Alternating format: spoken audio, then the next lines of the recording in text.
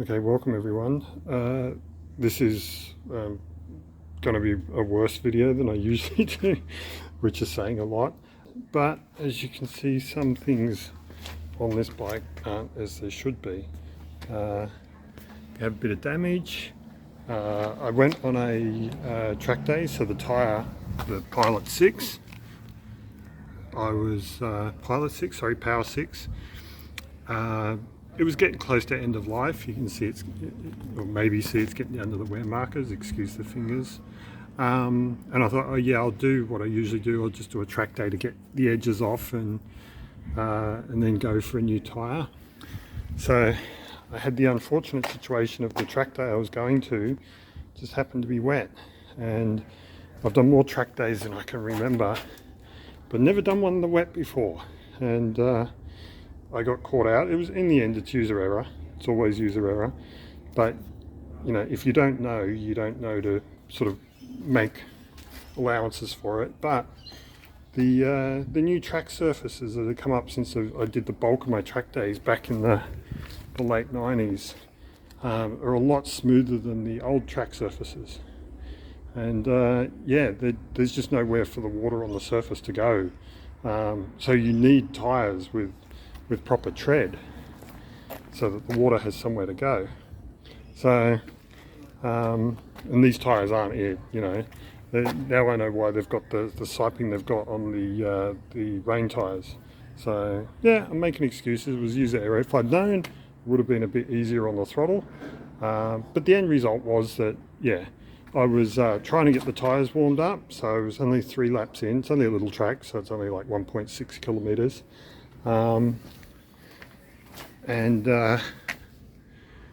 Yeah, anyway, yeah, I was just doing for the warm-up, you accelerate hard and you brake hard.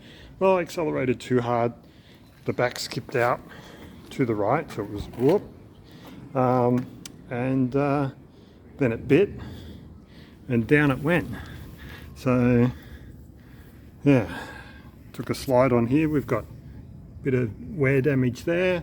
These were sticking out far enough that they didn't hit the bobbins, because I don't want, sorry, these was, yeah, you can see broken wrist.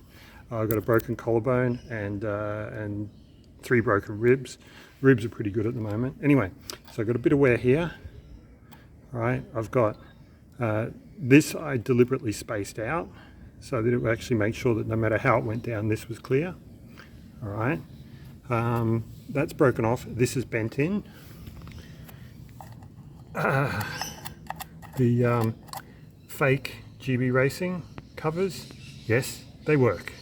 All right, so don't believe the bullshit from the naysayers. It's like, for cheap ass people like me, these do the job. Don't know where the spider webs came in. So, and we're talking 5 weeks ago now. I've taken that out, and we're going to talk about that in a moment.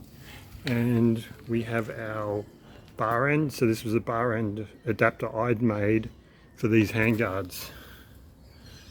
So, and it's steel, the handguard, and Delrin. So you can see it's taken off the handguard. Now I believe that is from the handlebar actually being bent in a certain way. The guys at the track put the bars back up just so I could, if it turned out it wasn't broken, I could ride it home. But I ended up in hospital for 4 days. Well, they patched me back up. And yeah, I've got the damage here to the scoop, and the indicator got popped out, and a little bit of damage here. The indicator hasn't got a mark on it, apart from a little scratch on the end. So yeah, that's it. No damage I can see on the front. So it's come out good. Slider didn't even hit. There I go with my fingers in the way. Okay. Oh, and the pillion peg, it's got a bit of damage. So I've got some replacement parts, but I want to talk about the slider.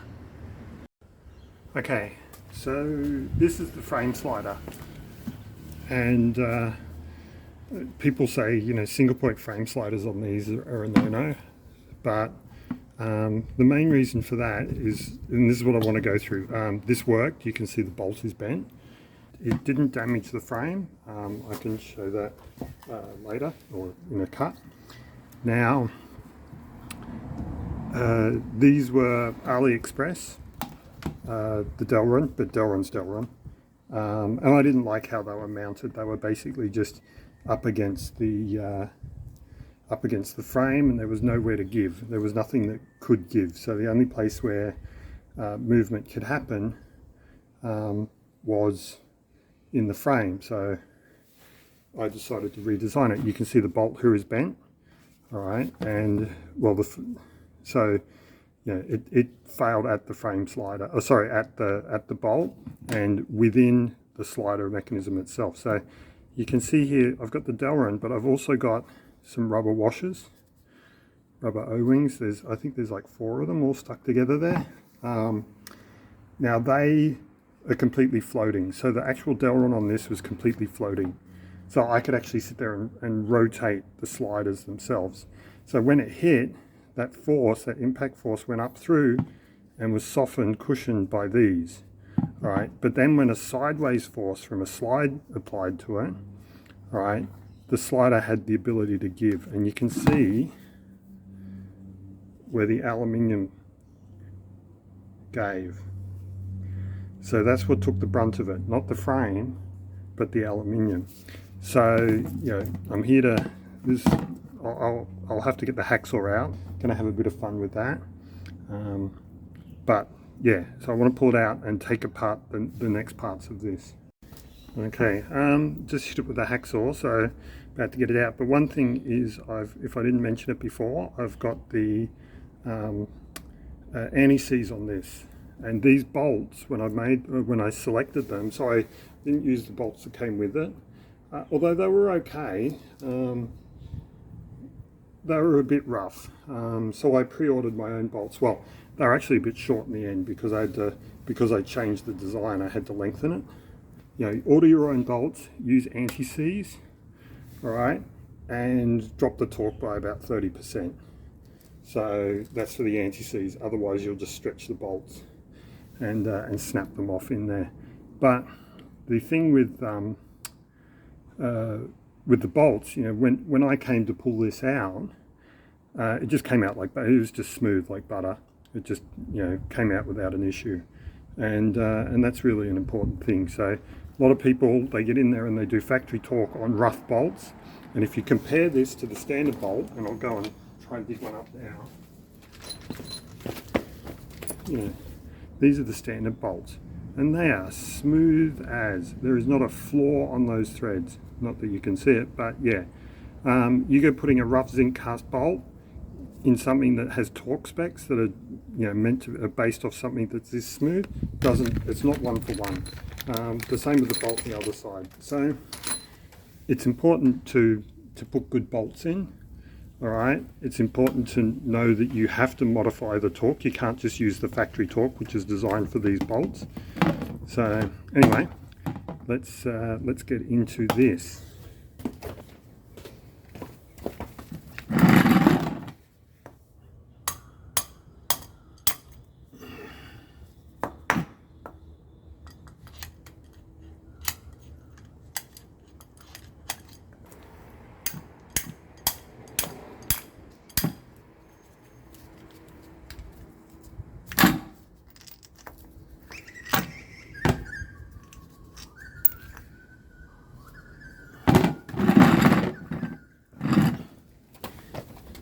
Well, don't know how much of that we saw, but yeah, it was as awkward as it looked. But then I've got a broken collarbone, left collarbone and right thumb, so I'm a bit hamstrung in what I can do, although hamstrung's in a completely different area.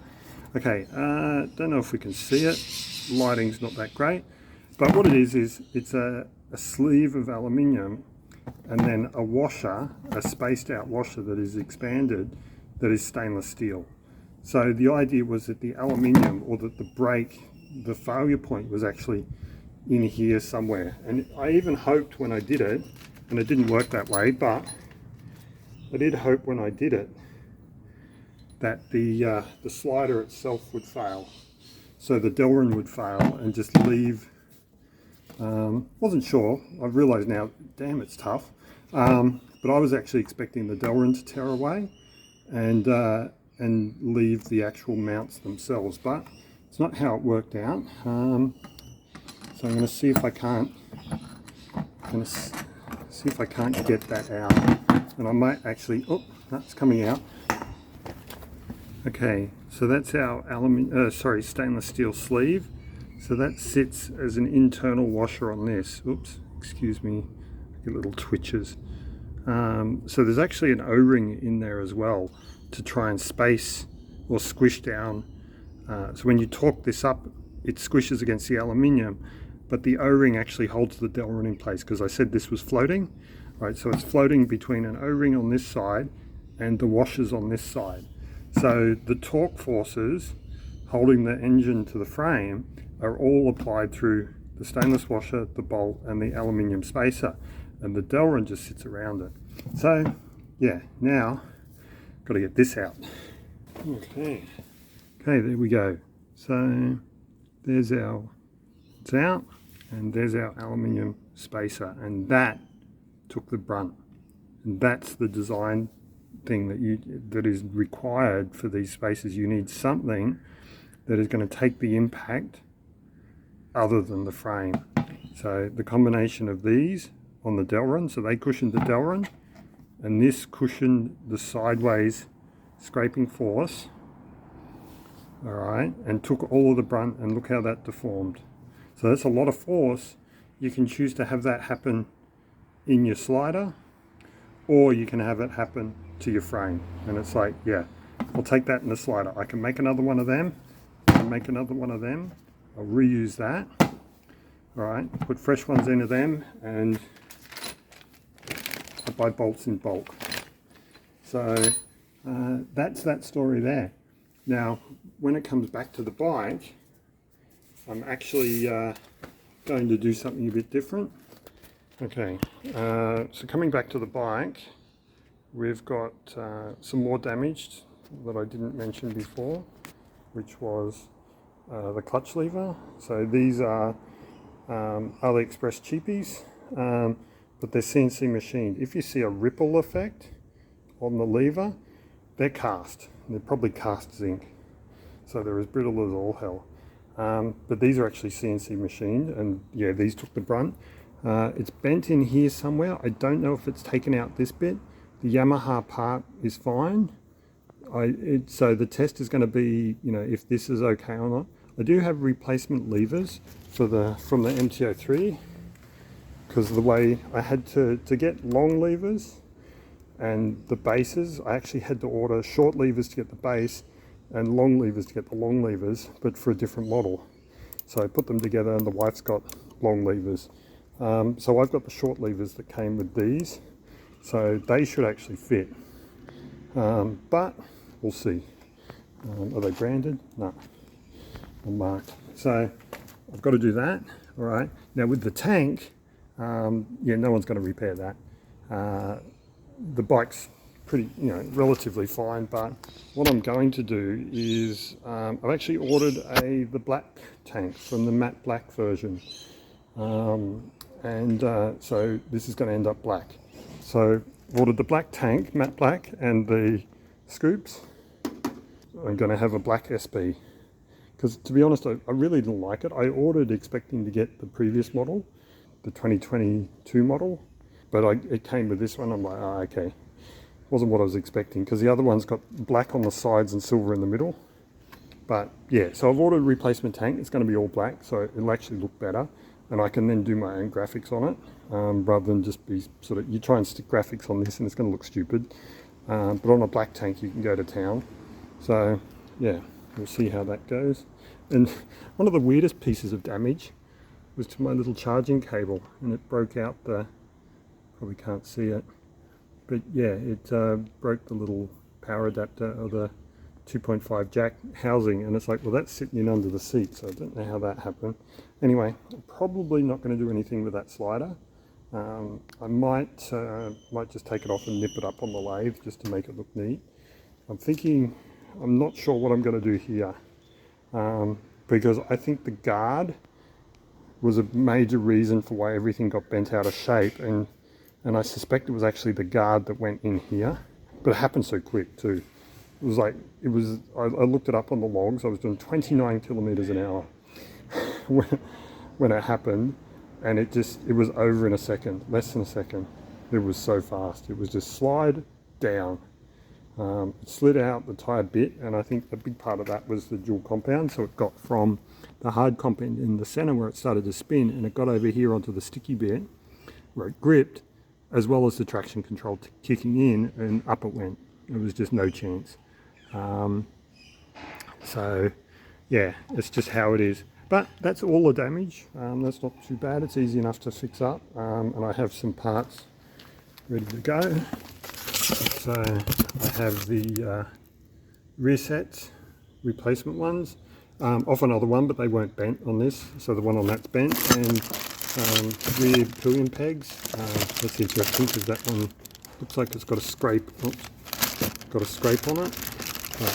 This one's the one we're interested in, I believe. Yeah, and it's perfect. So just notice the other one's got a scrape on it, but I don't really care anyway because I wasn't after this. I think you just threw it in for the sake of it. I do have the replacement pegs, yeah. So what I'm actually thinking, given how this wore, I'm actually thinking of drilling in here and putting in a little stainless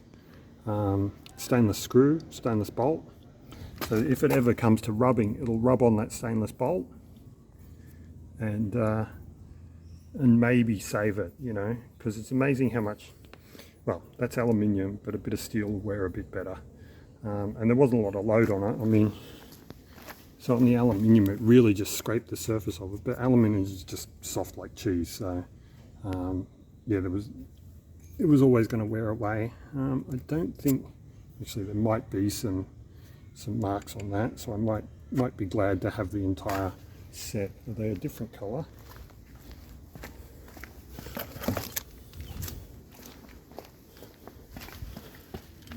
Oh, no, they're pretty right. So yeah, anyway, that's it for now. I'm going to try and swap some of these over, and yeah, with a broken hand and a broken collarbone, and yeah, just want to get something done. So catch us later.